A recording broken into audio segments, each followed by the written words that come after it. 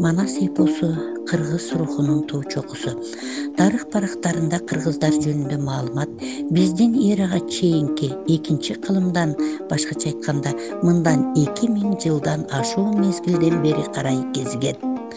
Манас жалпы адамзат жараткан башка эпостордун көлөмү боюнча гана эмес, мазмундук тереңдиги, теңдешсиз көркөмдүгү, кыял жеткис чабыты менен да даана айырмаланат.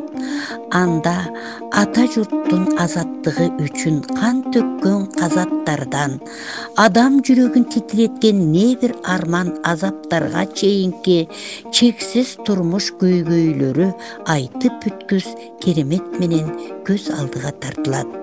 Ошондуктан Манас кыргыз эли үчүн улуу эпос гана эмес, орошон насаат болуп да эсептелет.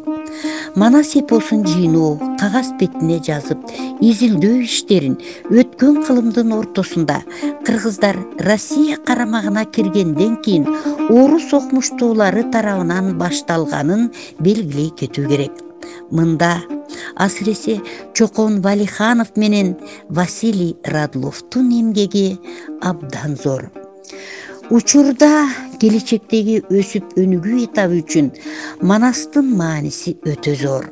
Себеби Манас биздин жаш өлкөбүз үчүн кыргыз журтчулугунун рухий жактан кайра жаралышын, анын бир жакадан баш, бир жеңден кол чыгарган улуу билимдигин, күрөстү Кыргызстанда жашаган бардык журттун бир туугандыгын туюндурган касиеттүү жөрөлгө болуп саналат.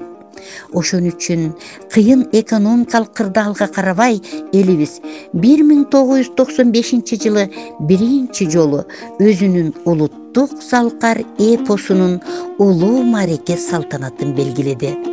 Эпостун 1000 жылдыгын белгилөө менен байыркы кыргыз элинин азыркы жаш мамлекетинин тушоосу кесилип, тилектештиктердин ак батасын алып, 21-кылымга илгери үмүт менен кадам шилтөөдө. Кулалы таптап куш кылган, Куранды жыйнап журт кылган, тел куш таптап кош кылган, тентигенди жыйнап журт кылган.